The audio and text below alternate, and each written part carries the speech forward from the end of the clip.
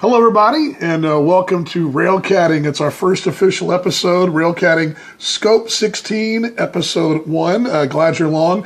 I thought I would start quickly with telling you a little bit about myself and what we're going to be doing here. The course of, hopefully seasons and seasons of baseball.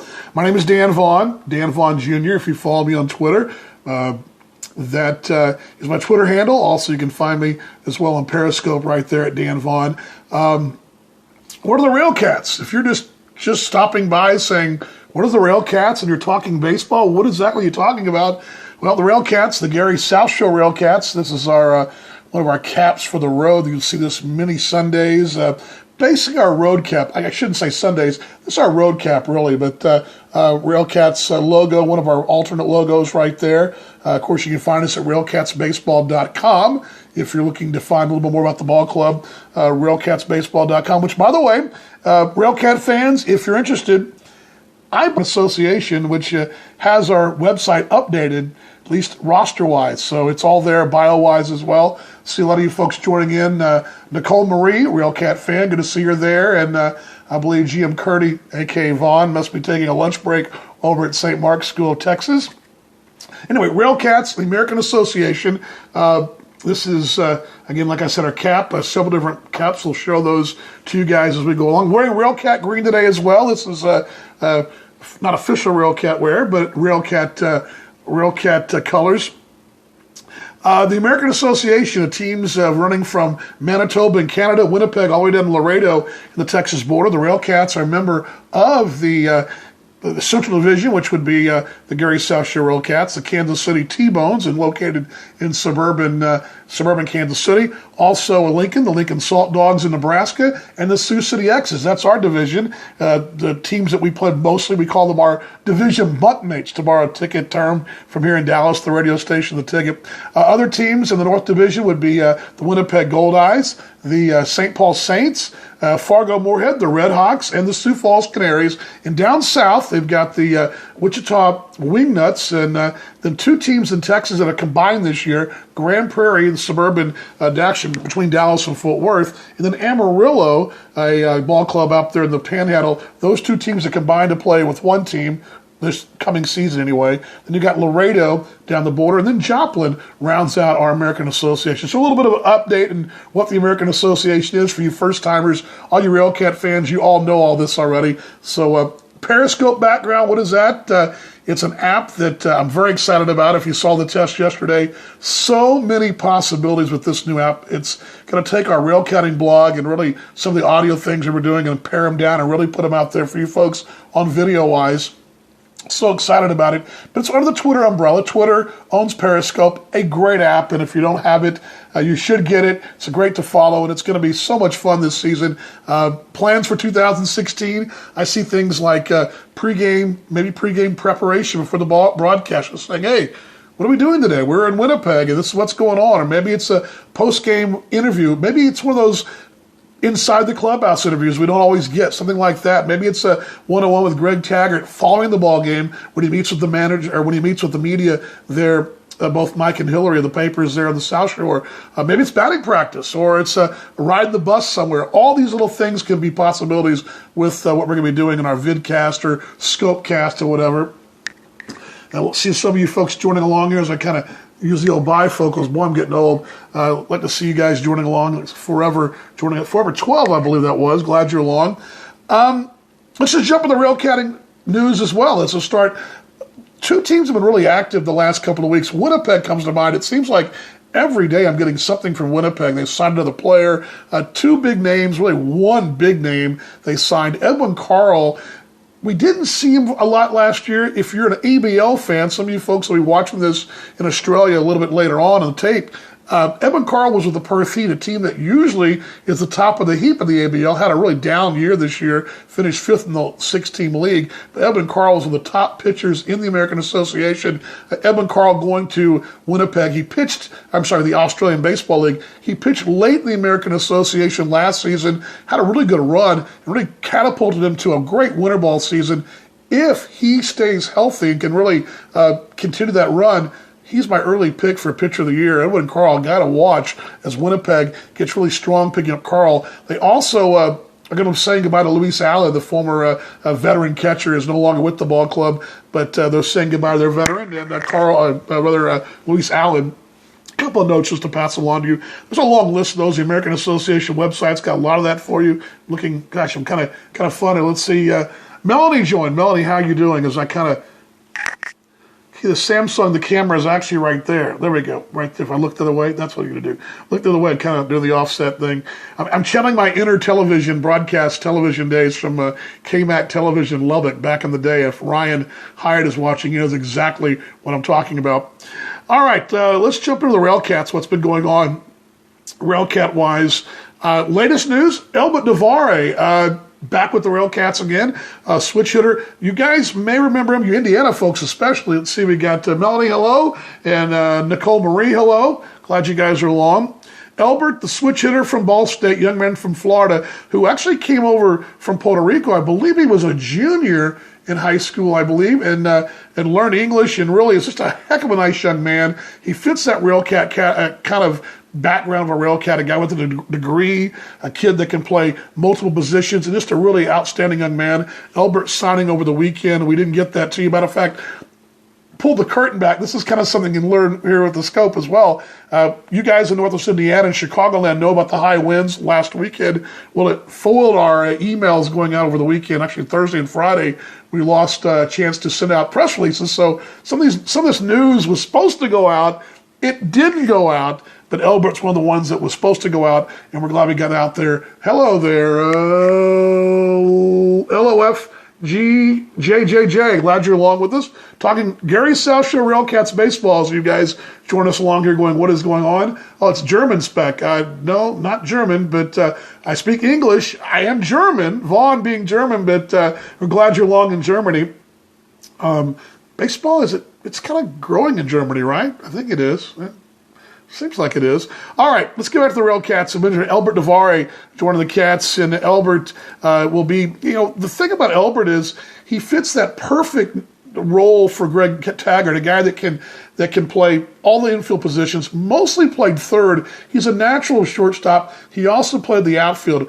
That's going to be very key. I'm going to tell you something a bit later on why that's going to be very key. The Railcats' philosophy of having guys who can play more than one place, really big for Greg Taggart. Elbert really a guy that can switch hit as well. He'll have a chance to win the shortstop job going into camp, and it should be a very interesting battle for who winds up with those infield spots. But Elbert Devare, young man who was only with 26 games with the Cats last year, very late in the season, but I think expecting some really solid things from Elbert, who may have been a late bloomer in college, but remember, he played 4 seasons at Ball State, never redshirting, so the young man is really got a chance to make a difference for the Railcats. Let me just kind of read the transactions to you that we really need to catch up on. Jose Sermo signed with the club on January 18th. Jose will be back, another switch hitter. Jose, I went back and looked at this, and I was a little I was shocked a bit because I was kind of wondering, well, who were the better Railcats? Who finished strong for the Railcats? And not usually, a lot of it was the pitchers. We've talked a little bit, if you've read the Railcatting blog,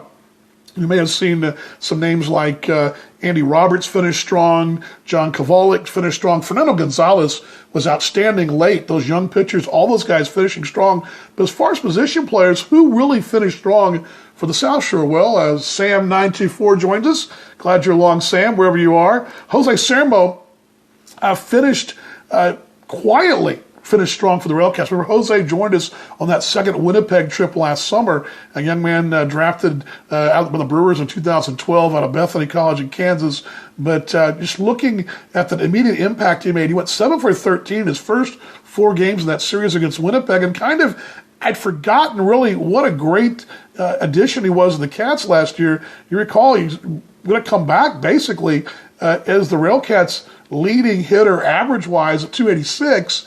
Again, he didn't play the full season, but he's an early guy that showed some really progress late. And I went back and went, he had 286. I didn't realize how good of a job Jose Sermo did to looking back, a lot like Fernando Gonzalez and the pitchers I was talking about.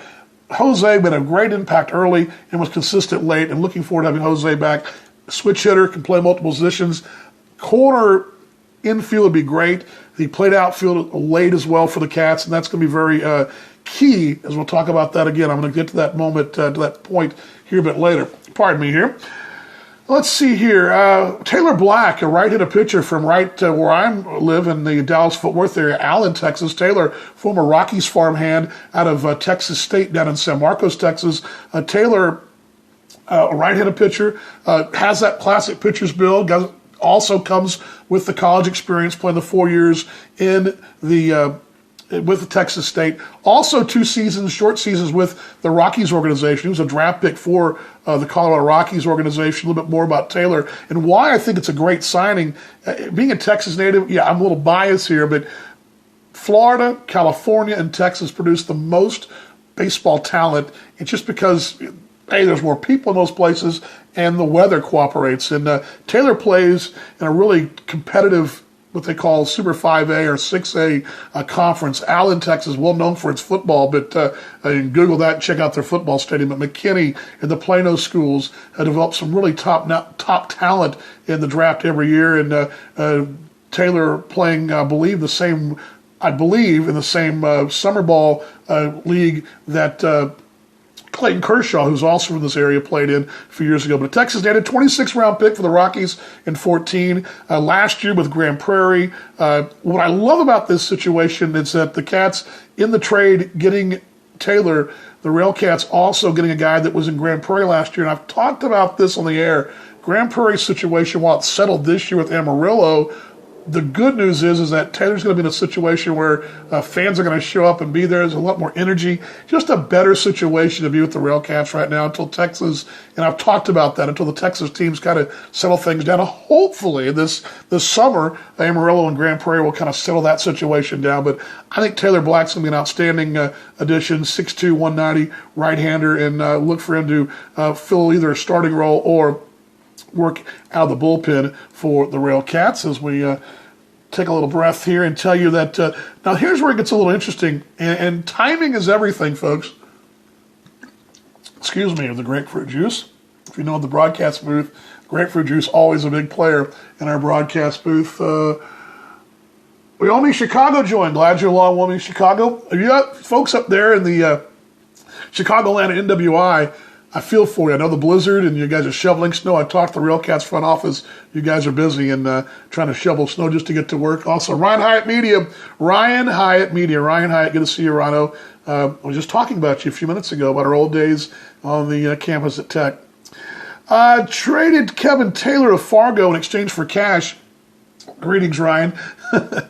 Kevin Taylor, of course, he was part of that move, that big trade the Railcats made late in the season last year. Let's just tell you the good news is, you're thinking, well, we just got Kevin Taylor, right? Well, yeah, you traded him Fargo in exchange for cash.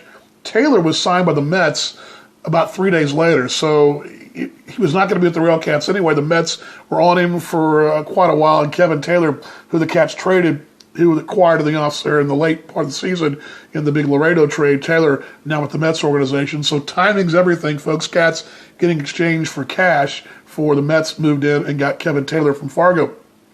Couple of goodbyes the same. Michael Vaughn, Alex Hernandez, and Brendan Metzger all were released. Michael Vaughn retired, and I think we talked a bit about this late in the broadcast portion of last season. Michael was in that situation where, do I want to come back and make another go at it one more season away from wife and family? And Michael Vaughn retiring and wish him the best. A really classy guy, and going to miss having a guy with Vaughn on the roster besides me. Of course, not on the roster anyway. Alex Hernandez and Brendan Metzger both released, although those guys could figure in down the road, could always be brought back. Anybody released the Cats could always bring back through a contract down the road. Traded Zach Morton to Florence in exchange for a player to be named later. If you saw this transaction on the 15th, you're wondering, well, isn't Zach Morton, who we got from Florence, supposed to be a big part of what we're going to be doing going forward in the starting rotation? After all, he was Florence's best pitcher last year in the Frontier League. What were the Railcats going to do here? Well, Zach Morton has decided to retire. So what's going to happen is Morton goes back to Florence. Florence will control his rights, and Florence Freedom, of course, Dennis Pelfrey, the former Railcats third base coach, he's now the skipper there in Florence. He will send the Railcats a player to be named later down the road. So Morton retiring. Here's where it gets fun. Matt Hibbert. Got to have Matt back. He was signed on the 17th. Hibbert, speedster guy. Saw glimpses of him late. We really didn't get a chance to see a lot of some of these guys. Davari comes to mind, and of course a little bit more of a sample of Sermo. Matt Hibbert, though, if you guys remember the story about Matt, in that Pacific Association, the independent league in California, he was all over the base paths in that league. Led the league last year when he was signed by the Railcats in stolen bases. Led the league in stolen bases in 2014 for Sonoma. The guy can really fly, and I'm excited to see him getting a chance to audition for a full-time job. Only playing last year, I've got him playing only 10 games, 4 for 32, 3 stolen bases.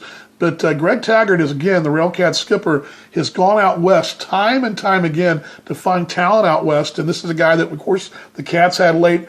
I expect big things here. I think this could be a guy that could be kind of the impact that John Jones had with the ball club last year right out of the gate. Of course, he comes from a good college program, Cal State Northridge. We talked a bit about this on the air last year, but out in that West Coast Pacific League, Pacific Association for the Sonoma Stompers, he was in 68 ball games in 2015. He left them on a 6-game inning streak, and he had 32 driven in, 306 for him last year, 20 stolen bases and 23 attempts. I mean, the guy can fly. I mean, the guy definitely has got some skills in the base pass, plays some solid defense. Looking forward to seeing Matt Hibbert with the Railcats this year and get a chance to win one of the outfield spots for the South Shore. Now here's where the fun begins. This is the things that we really want to talk about that I talked about yesterday as far as things as B. DeVarmy. Did I say that right? I just went away there, joined us. Glad you're along. Anywhere you're along, hope you'll share our broadcasts, these Railcatting podcasts, videocasts. Let's call them Periscope cast, right? There, thank you, no problem. Where are you at, by the way? Let me hear where you guys are watching and listening. I know Nicole Marie in the South Shore and some of you folks watching in the Chicagoland area. Glad you guys are along, but also heard from Germany. And probably a little late right now. It's 3:12. Morocco, all right. Baseball in Morocco, they play baseball there? Don't know. They probably got pretty good weather for it, I would think, right? Anyway, my friends down under, it's 3:12 in the morning, and no, just soccer. I got you. Right, just soccer. My friends down under in Australia and Perth, they're probably sleeping, but I know they'll be checking this out when they awake down in the great southern land. Marquise Riley, the Railcats signed late last week. One of two names I want to talk about, and here is where things get very interesting. I remember a couple of folks have asked me, well, Dan, you threw off these names, and they're very interesting. Well, why are they interesting? Interesting story here. Let's just say low-risk, high-reward type. If you're talking about a draft pick or a free agent signing, those are always those names that the commentators use to kind of as, one of those things they always say, low risk, high reward.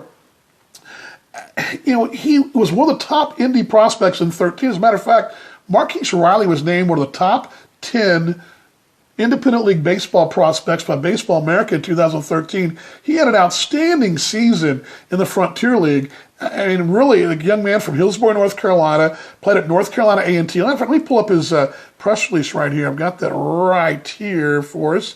Riley, definitely outfielder, first of all, but a young man that actually an outfielder, infielder. I think it says second base and outfielder. Versatile guy. Remember that. It's big. Railcats love having versatile guys. Outfielder, infielder types. Huge addition to the Railcats. We'll talk more about that in a minute, why that's such a big deal. In 2013, I'm going to go backwards here because usually we'll talk about what they did last year, but he came out of North Carolina A&T, had a great college career, playing 4 years there, and in the EMAC, not getting that draft look. So he goes independent route. He was signed in 2013. I'll pull this up for you by in the independent league. Let's pull this back up here. There we go. 2013. He hit 301 his first season in the Frontier League, and that would have been back in 2013. Yep, there we go, pulled up. And with Joylette in the Frontier League, Joylette signed him free agent, and in that 13 season, 87 games, he was a West Division All-Star. He led the team in games played at 87, runs 53, 100 hits, led the team, and was second in RBI at 50 and stole 11 bases, and that was also good for second on the club.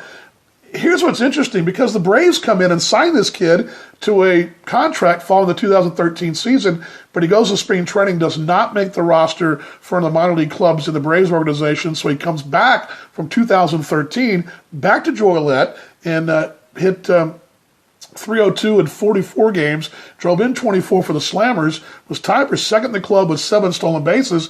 And here's where the kind of the Atlanta thing, he's back to Joliet again. Then he was traded to Southern Illinois on the 14th of, or actually the 11th of July of 14, played 40 games in the minors, 263 in the Frontier League, a homer and 20 driven in that second stop, and he was 5 for 10 in 3 postseason games with an RBI.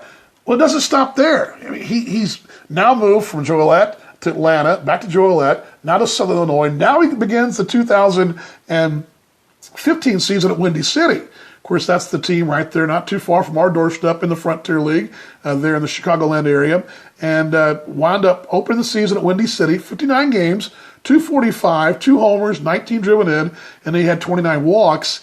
Finished the year in Southern Illinois because he gets released by Windy City. Well, the minors know, hey, this guy can play. They pick him up again. He plays a short stint, 24 ball games for them. My point is, this guy's bounced around here, there, everywhere. The Frontier League, he's been in 4 different stops in the course of since 2013. The one thing I love about this situation from the Railcats' point of view is the one season he played, the entire season, 2013, he was basically the team MVP and an all-star for Joliet. Go back to those full season numbers, 87 ball games in 2013. He drove in 100 hits, played in 87 ball games, 53 runs, and drove in 50. The kind of numbers you'd love to see in a full season, playing 100 ball games, and that's the kind of thing. Oops, sorry about that. That's the kind of thing the Cats will look toward. And I think it's a low risk, high reward from that standpoint. You got to think about this, guys. Here's a player that you're figuring if you just get him in one place, let him sit, relax, no worry about being moved, released, earn a spot on a spring training. This could be a kind of guy that could be a Railcat for years to come. Again, this is a highly thought of prospect. Marquise Riley was voted a top 10 prospect in independent ball in 2013, was an all-star. Then kind of the numbers dropped down a bit. And I think the big thing is because he bounced around a little bit from here and there, and that's got to take its toll a bit. And again, a guy that might be a victim of being moved too much too often, and hopefully he'll stay in the South Shore. But an interesting ball game, or interesting name for the ball club in Marquise Riley, who can play the outfield and can play second base. Masato Fukei, I believe I'm saying that right. Did a lot of research here on this guy, and it's really opened up a whole avenue of interest in Japanese baseball. I'm going to be doing a piece on Japanese baseball in the Railcatin blog. Big Denny, glad you're along. Some of you folks have kind of skipped along and didn't see here, you Railcat, talking Railcats baseball here on a Wednesday. Masato Fukei was actually, the contract's been in the works for about a month now, and a guy that Greg Taggart, the Railcats manager, has done some pretty extensive research on. Luckily, Greg Taggart knows somebody that has ties to the Australian Baseball League. Wait, oh yeah, it's me. Who use those connections to kind of do some research on what kind of player Fukei is. First off, I'm going to tell you, he played the second highest level of baseball in the world. I mean, there's no doubt about it. Major League Baseball, number one. The great unknown is Cuba. We know there's some great players there, but how good is the competition of Cuba? We're going to find out more in the years to come as sanctions have been lifted. Cuba's kind of that great unknown. We know that Japan, the Japanese Professional League, the Nippon Baseball League as it's called, and both the Pacific and Central Leagues are the level right below Major League Baseball, but the second best level of professional baseball in the world. He was also an organizational guy. That means this young man, Fukei, played for Oryx, the Oryx Buffaloes organization, for 4 seasons. So he was a guy that was in their system, in their minors, and in the big leagues. That's also a plus. And what really I think that's interesting is a guy was forced to try out in Australia. He was actually driving a delivery van, if what I understand, Brad Harmon, who is the general manager of Brad Harmon, another Australian, Justin Huber and Brad Harmon. I get my Justin Huber and Brad Harmon guys confused, but I mentioned some research. Sorry about that, guys. I don't know why I said that, but let me pull that up for you right quick here. But Justin Huber is a former big leaguer who actually runs the Melbourne Aces, and Jeff Hooker, who's the chairman of the Perth Heat, actually helped me get a hold of Justin and talked a little bit. And I want to read you what Justin Huber said about Masato, a great kid, works hard. He flew himself out to Australia. He got a job delivering fish, as Brian Softball joins us, in a van. He was driving around Melbourne, delivering fish in a van, trying to earn a spot in the Melbourne Aces of the Australian Baseball League. And that shows me right there, interesting story. There's got to be a great story there in the pregame show. Can you imagine? We're going to find out. Of course, probably need a translator, but going to find out. But he was driving a van. He went over to Australia, had to try out. And explaining how things work in Australia, and each state has their own league. And there's Victoria, where Melbourne is, for example, has hundreds of really talented players playing at the level just below the Australian Baseball League. So now you come into a country, you get that list of 100 players. It's basically akin to going to an open Railcat tryout. Say the Railcats have, on a random Sunday or Saturday in May. It's just it's a long shot, but he made it. Mostly because of his pedigree. The guy was willing to go over and drive a van and deliver fish. He was going to try out through the minor league system in Australia and made it. Of course, his pedigree can play and run and play defense and run, and it's showing you that by his numbers in the Australia and the Japanese league. Spent 3 seasons, which is the pedigree part of it now, the 3 seasons in the Japanese league, and played 4 overall, as I mentioned earlier, in the Oryx organization. 3 seasons, a left-handed batter. He had a .272 average in 81 ball games. He was basically a fourth outfielder type, late-inning defensive replacement. Matter of fact, you could do a YouTube search. It's a great play made in one of the league games, I believe in 13, sliding outstanding catch, would have been a top 10 in ESPN if it had been on the States. It was a top 10 type play. But Masato Fukei, definitely a kind of guy that was a late-inning extra man, basically an extra man. Didn't play every day, but he was there for 3 seasons in the big leagues there, 81 ball games at the top level in Japan. 4 seasons, he had some really solid success at the Eastern League, which is the level right below the Japanese, the Nippon League. There's the 2 Central and the Pacific League, which I'm going to write all about this. Trust me, folks, you get a great Railcatin blog on Japanese baseball coming up later in the week. I'm going to get that to you. You'll check that out on my Railcatin blog. But anyway, played parts of those 4 seasons in the minors and big leagues. So he went back and forth. The key was he played 4 consecutive seasons in their organization, both combined minor league and big league numbers. His numbers in the minors, 250 and 14, 286 and 13, 229 and 12, and 219 and 11. He got stronger in the Western League. I think I told you Eastern. He got stronger in the Western League as he went along. He made his debut with 29 ball games in 2011 at the big league level, 333, going 4 for 12. He was the 5th round selection by the Buffaloes on the 2010 NPB draft, Nippon Professional Baseball Draft, after making that pro debut, playing some independent ball in the Kansai Independent Baseball League for the Akashi Red Soldiers, and also a young man who's a college graduate from Rikuko University in Kyoto. So a young man who graduated college and high school, fits the Railcat mold there. We always talk about the Railcats having more degrees than anybody in the American Association. So why go this long tirade about a young man from Japan? Well, you're getting a guy that has not only paid the price, he's paid the price by going to Australia, had a nice winter league season. By the way, put those numbers up for you too. In Melbourne, he hit 288 in 21 ball games. Or Melbourne, as the Floridians say it. In Melbourne, he played 288, 21 ball games, 6 runs, stealing 6 bases for the Aces in 7 attempts, scored 11 runs. Again, speeds his ball game. He played last year in 2015. Americoth joining us. Glad you're along. 17 games with Lancaster in the Atlantic League last summer, limited action, 5 for 34. So he has played in the United States in limited action. This will be really his first full swim through independent baseball in the United States. So that should be very interesting to see Masato Fukei. But again, going back to the pedigree, you're getting a guy that paid the price, went to Australia, earned a job through an open tryout, and the kind of guy that, kind of character guy that Greg Taggart will like. And he comes with such great experience. Again, the Railcats will have no one on their roster, not a soul, will have this kind of professional baseball experience, playing the 4 years in Japan, international winter ball as well in Australia. He will come with as much experience at the highest level as anyone the Railcats have had in some time, and I think that's why the two names are very interesting for different reasons. We talk about both names, about both Marquise Riley, a guy that's Vlad Ipaki joined. Glad you're along, Vlad. You get a guy in Riley who is a guy that Railcats know when he's in one place has had some great success. You're getting a guy in Fukei who's got a track record. Hello, Vlad. Glad you're along. And Masato Fukei, a guy also else joined us there.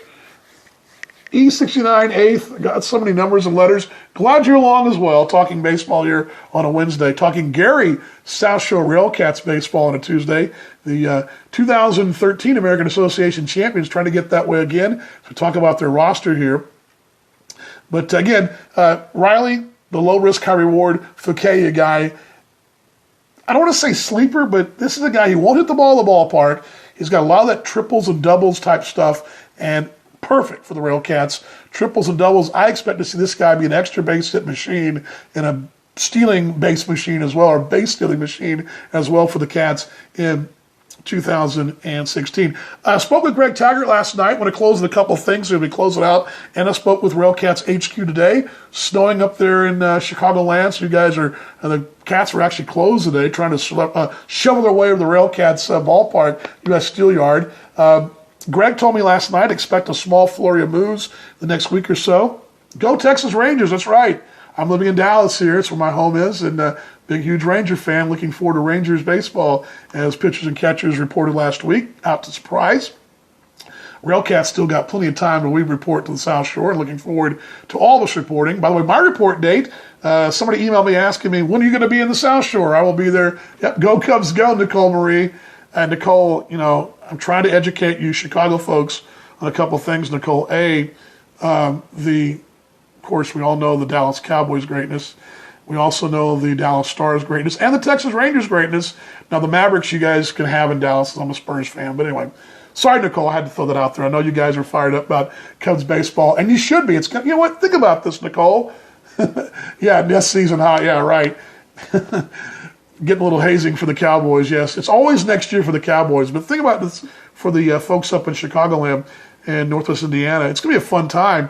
Cubs are getting a lot of good press. Railcat season's upon us. It's going to be a lot of fun for a lot of folks, and I'm enjoying the ride and looking forward to reporting. I'll be up there April 4th. Thank you, Nicole. I know you still love me. Still love you, too, even though you guys are, we're all going to agree and disagree on certain things. My report date's April 4th, which is exciting. The Railcats start to trickle in after the 1st of May in spring training. I'm going to be posting up on the Railcatting blog the spring training schedule that's been out so far. Expect additions and subtractions of that. It's what the American Association has, what I've got written down as well. I expect some changes there, but it's not set in stone. But give you a couple of dates. I'll post that, I believe, later on today for tomorrow. And again, I'm working on a piece right now about the Japanese baseball league, kind of a primer for you guys to kind of understand where Masato Fukei is coming from. So we'll have that later on in the week as well. I'm working on that piece here as I close this afternoon. I'll go right to my second office, which is the Starbucks at Preston Royal. We'll go there and work on that. Also, the Railcats again hit it out of the ballpark with another promotion. I have no idea who this idea belonged to. I'm assuming it was a conglomeration of David Chomps Kerr, David Kay, and of course the great Brian Leiter. Of course, last summer it was the 30th anniversary of Back to the Future. As one who was in high school during Back to the Future, I remember that movie very well. I can tell you where I saw that movie the first time. You know what? It's been 30 years since Top Gun's been out. I'll tell you where I was, where I saw that, and who I was with when I saw Top Gun. As Top Gun hit theaters 30 years ago this summer, and the Railcats closing things out, you guys need to go to railcatsbaseball.com and see what the jerseys are going to look like. But the Railcats will be celebrating, pull that up for you, these are really cool jerseys. Railcats will be celebrating the 30th anniversary of Top Gun. Pull it up here for you. Top Gun with a special promotion. It's, of course, same folks that sponsored us last year, the Hobart JCs. great partners of the Railcats. We're so happy the Hobart JCs are going to celebrate with us the 30th anniversary of Top Gun with that a Top Gun jersey night. The jersey looks just like a flight suit. Railcats across the front, the JCs in the back. Check it out at railcatsbaseball.com. I'll also put a link on Railcatting as well. We tweeted out as well earlier this week. July 23rd is the day at the Gary South Shore Railcats and the Hobart JCs. We'll have this promotion and sure to getting some, probably going to get quite a bit of exposure out of that. We're in that Maverick flight suit, celebrating that Top Gun night. That should be a lot of fun on the 23rd of July, so mark your calendars as Top Gun celebration in those jerseys, and I'm sure it'll be a very hot seller and a very, of course, those jerseys will be auctioned off. May they benefit the local chapter of the Hobart JCs and the United States Junior Chamber as well. They will be auctioning off those jerseys and to benefit the Hobart JCs. I'm kind of scanning here. Friday, May 27th, against the Joplin Blasters will be, the home opener Friday, May 27th against the Joplin Blasters. But again, that'll be July 23rd. Reading around here, reading the screen, reading here. Channeling my inner television guy. One more final note, and this is why I want to go back to kind of tease this note along here. Rumor is the Railcats will have 23 men on the roster this year on the American Association. Hello, Sergei E03. Glad you're along as I close things out here. Roster's been at 22 the last couple years. 23 is what I understand the roster will be at this year. What does the expanded roster do for the Railcats? It plays perfectly into Greg Taggart's hands. I can't tell you how many times I've stood at the batting cage of Greg, and a doubleheader's waiting, and he's like, "Well, gosh, I think we're going to start this guy, but this is where I wish we had an extra player on our roster right now because it doesn't allow for doubleheaders and for rainouts and things of that nature." Yes, I agree. Sergey, I agree with you. Roger 63 joining in as we're closing it out as well. Again, the roster is expanding with one extra player, which means the Cats will probably carry an extra pitcher. And that's, again, why is it important for Greg Taggart's club to have guys that can play the positions and play the outfield and play the infield and versatility? Because, A, if you got guys that play the positions, you can carry fewer position players, more pitchers, more pitching depth. We all know pitching is the key to beating good hitting. And also that extra pitcher will be huge in doubleheaders and situations when extra inning ball games come around. The Railcats have one extra arm down there. And I imagine, guessing here, not talk to Greg about it personally, but I believe the Cats will go with the extra pitcher more times than not than have the extra position players. So it all works out. You look at a guy like Davari and Sermo and Fouquet, who play the outfield, of course, but a guy like Marquise as well, a guy that can play infield, outfield. Those guys are all huge with this extra man in the roster because they can play their positions.